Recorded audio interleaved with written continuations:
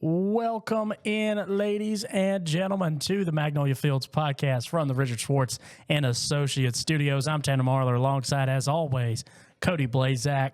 We are neck deep into divisional play now, Cody. The second season has begun, and we do it every week.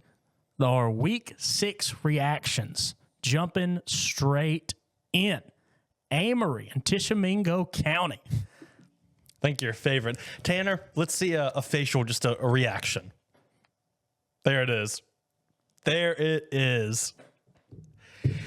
He knew it was coming once district play happened, and I don't think there's any coming back from that one. Nonetheless, Tish drops their first game of the season. They are now sitting at 5-1. Started with a 5-game win streak, and boy, oh boy, it wasn't a close game against Amory. They got sent home losing by 30. Let's just throw this out there. This was a dog walk. 51 to 20. They got 51 put on. 51, no 40s, straight into half of 100 points. Do you want to hear something that'll make you feel even better? Sure.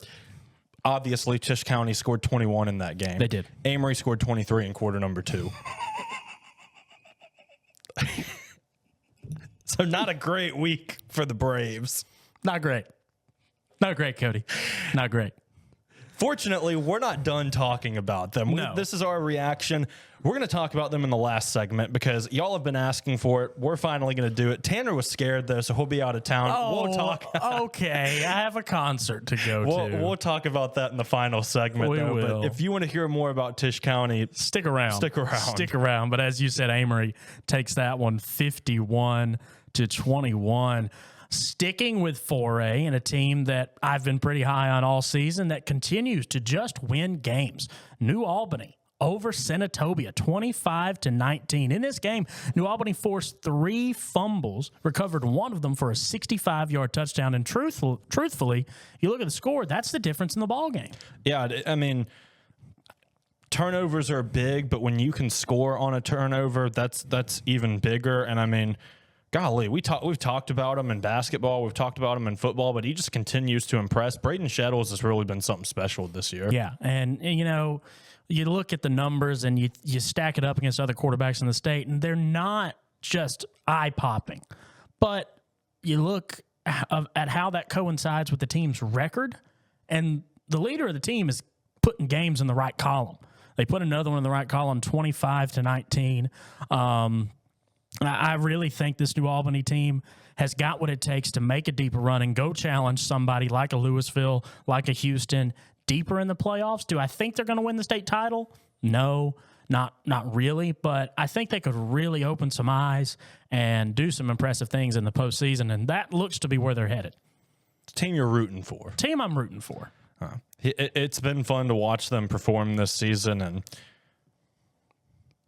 it's Braden Shettles is something. I hope we can see him some point this I do this too. season. Parker and I were talking earlier last Friday about trying to get to one of their maybe postseason matchups, something like that, a round 1, a round 2 game, because you look at 7, 6, and 5A around the state, and especially around our coverage area, you kind of get a sense of how round 1 is going to go. And you look at 4A and you look around. And again, and I've said this on earlier episodes, I think 4A may be the most competitive division in all of Mississippi high school football. I think, obviously, 7A is great. That's where some of the best athletes are. 3A is really tight, but I think it's a little more top-heavy. As far as 4A, you know, yes, Louisville's there, but they've been proven to not be as bulletproof. And I think that some really good 4A team could give them a run this year and potentially snap that state championship streak. Yeah, it's it almost feels like a down year for the powerhouses of Mississippi high school football. I mean, you look at the Starkvilles and the Louisvilles, it just feels like a little bit of a down year for them. Still playing well, Yeah. just not to the standard that they have set in years past. I'd agree. A little more in the Week 6 reactions. Grenada, they're 5-1 on the year, Cody, and let me tell you something. I think McCaleb Taylor, and you said it before we went on, might be the Ashton Jeanty of Mississippi high school football. I mean, this dude is this is insane to look at these numbers. I mean, over 1,200 rushing yards on the season and 22 touchdowns. Absolutely ridiculous. I mean, he is averaging over 3 touchdowns a game. We still got a lot of football to go, too. I mean, just like Ashton Jeanty with Boise State, they got a lot of football left, and he's already put up ridiculous numbers. McCaleb Taylor's already put up ridiculous numbers for Grenada. And the thing with Grenada, and I was actually talking to Robbie Falk about this yesterday. We were both at the Mississippi State media availability. Grenada has always had players. The question has always been, can they put it together? I remember maybe a few years ago where they had like 2 or 3 SEC caliber players on that team, and I think they missed the playoffs. Like, they just haven't been able to put that talent together. And so far this season, they've been able to do that at 5-1. Can they continue to do it? That's the question. That is the big question. Get into district play.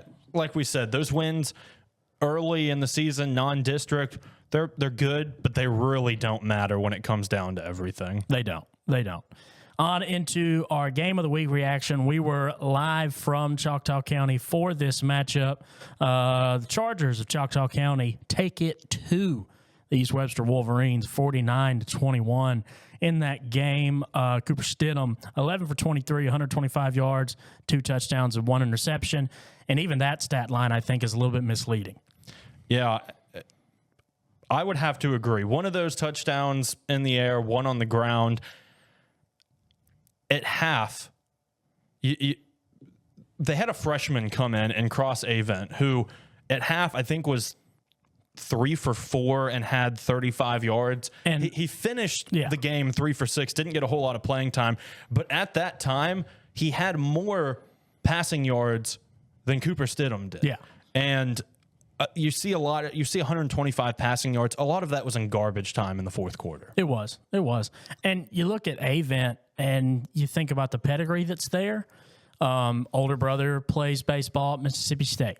He's got a lot. I mean, Avent has a live arm. I was watching them in pregame warmups, and they've got both quarterbacks throwing in Stidham and Avent, and it was pretty clear to me that Avent threw a better football. There was a lot more zip on the ball. It was a lot tighter spiral. Yeah, he kind of throws it like a baseball, almost a little bit of sidearm action, but he throws a fantastic football, and he came in with zero fear. And that's what you want to see out of a freshman. He stood in the pocket. He moved around the pocket, evading tacklers, and delivered some ropes. I mean, some frozen ropes over the middle.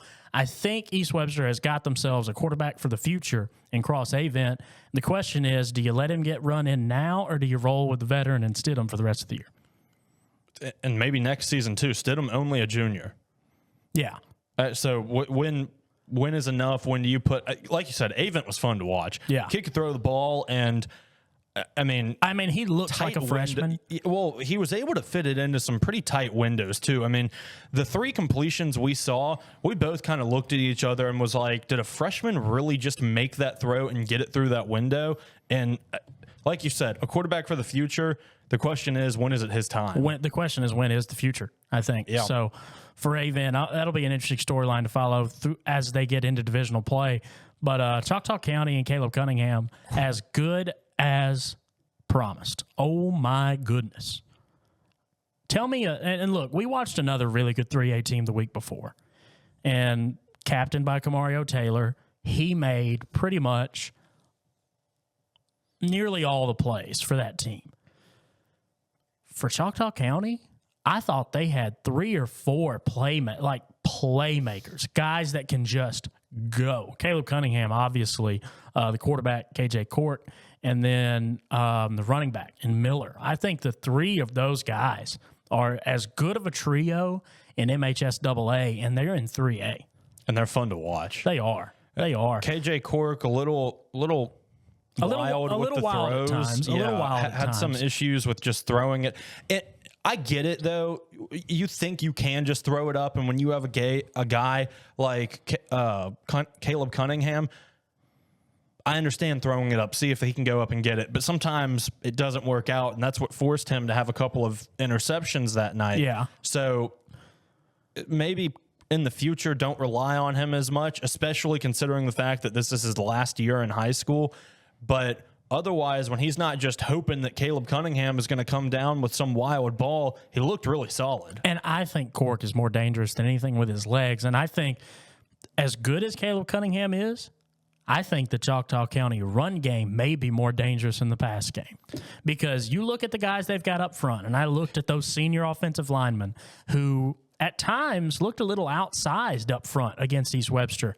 They play to win, and they play hard. There were offensive linemen blocking guys to the sideline, to the end zone, through the end zone. I think the most impressive unit for this Choctaw County squad that I saw last week is the offensive line. And I think that is what makes this Choctaw County team so dangerous, is not only the line, but it does open the run game up. And when you open the run game up, guess who you can throw the ball to? And when that's working, you go right back to the ground, and it's hard to stop. I think that's what makes the Chargers so dangerous. Yeah, they had a couple read option plays in there that I just, like, how do you defend? How do you defend? Because Cork is quick. Yeah. Cork is quick when he gets out of the pocket and moves. Miller runs hard. And then even if you wanted to mix in some RPO, if you're Choctaw County, you got a guy like Caleb Cunningham, a big body wide receiver who can catch balls over the middle, go up and make plays. You've got, I think, a very, very dangerous trio that can take you all the way to a state championship if you ride them the correct way. Almost had one of the most insane catches of the season that we've seen so far, too. That one-handed grab on the sideline, if he would have caught that, I'd have lost my mind. We've had a lot of plays that could be number one this season. That might have topped it. That might have. We're going to take a short break because Miss Volleyball just dropped, and we're going to get into that here in a moment, and some playoff volleyball before talking about our game of the week in the last segment. We'll be back right after these messages here from the Richard Schwartz and Associates Studios.